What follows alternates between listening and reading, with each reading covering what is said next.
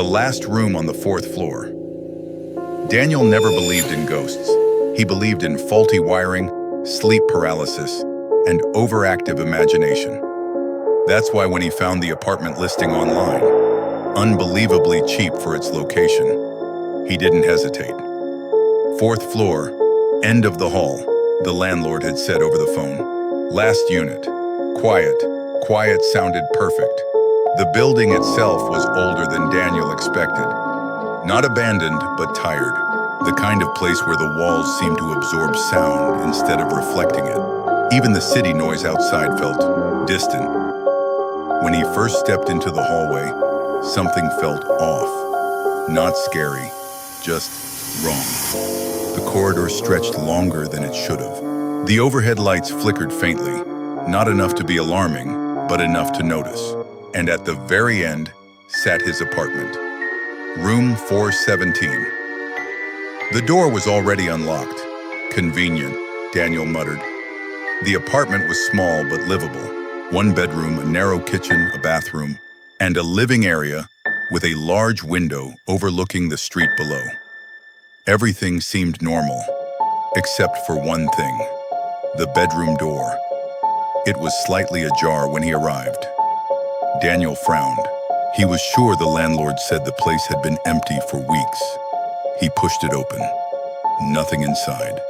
Just an empty room, pale walls, and a faint smell, like damp wood and something metallic. He shrugged it off. The first night passed without incident. The second night didn't. At exactly 3:12 a.m. Daniel woke up, not slowly, suddenly, like someone had called his name. He sat up, heart pounding, listening. Silence. Then, a sound. From the bedroom, a soft, dragging noise, like something being pulled across the floor. Daniel froze. "It's an old building," he whispered to himself. Pipes, wood, expansion. The noise stopped. He waited. Nothing. Eventually, he lay back down, but he didn't sleep again. The next morning, Daniel checked the bedroom. Nothing had moved. No scratches. No marks.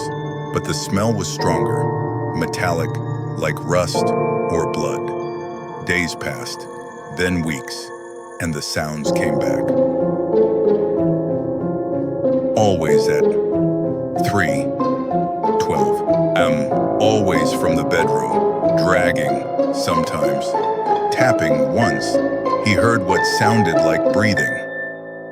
Daniel started recording, night after night. He left his phone on the bedroom floor. Each morning, he checked the footage. Nothing. No movement. No sound. Except at exactly 3:12 a.m. The audio would distort, static.low, crackling interference. And underneath it, something else, a whisper, too faint to understand. Daniel considered moving out, but something stopped him. Curiosity, or maybe something worse. One night, he decided to stay awake. 50 a.m. He sat on the couch, staring at the bedroom door. I am nothing, per 10 a.m. The air grew colder, not gradually, instantly, like stepping into a freezer. 11 and the light above him flickered. 12 a.m. The bedroom door creaked open on its own. Daniel didn't move. Couldn't. The darkness inside the bedroom looked deeper than it should. Not just absence of light, but something thick, something that swallowed it. Then, the dragging sound. Closer this time, from inside the room, coming toward the door. "Hello?" Daniel called out, his voice shaking. No response. The sound stopped. Silence filled the apartment. Then, a voice from inside the bedroom. Soft, dry, wrong. "You came back."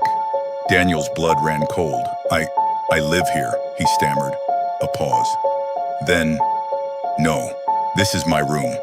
Something moved in the darkness, not walking, crawling, slowly, deliberately, toward the doorway. Daniel stood up, instinct taking over. "Who's there?" he demanded. No answer, just the sound of something dragging itself closer. And then, a hand appeared. It wasn't human, not fully. Too long, too thin. The fingers bent at unnatural angles, scraping against the floor as it pulled forward. The skin was pale, stretched, almost translucent, and wet. Daniel stumbled backward. "Stop," he shouted. The hand paused. Then, another hand emerged. Then a head. Its face was wrong, sunken eyes, too wide, a mouth that opened too far, revealing teeth that looked broken or sharpened. It smiled. "You shouldn't be here," it whispered. Daniel ran. Out the door, down the hallway, not stopping, not looking back. He didn't return that night or the next, but his things were still inside.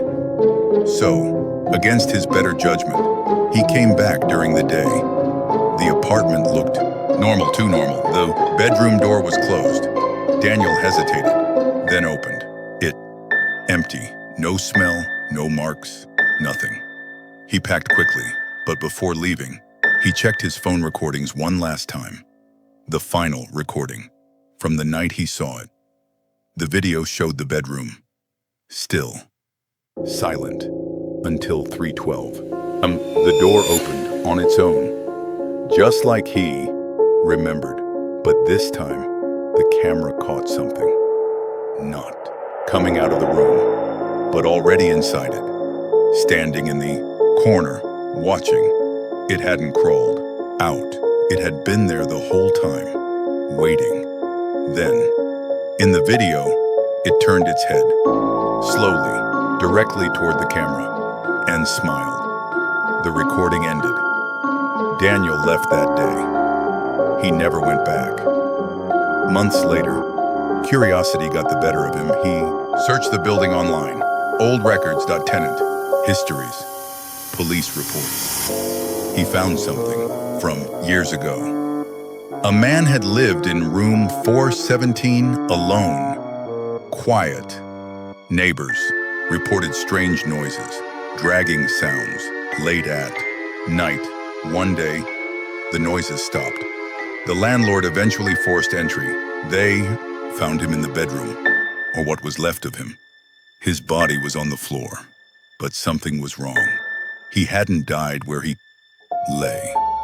There were marks, deep, grooves in the wood, as if something had dragged him from the walls toward the center of the room. And then, nothing.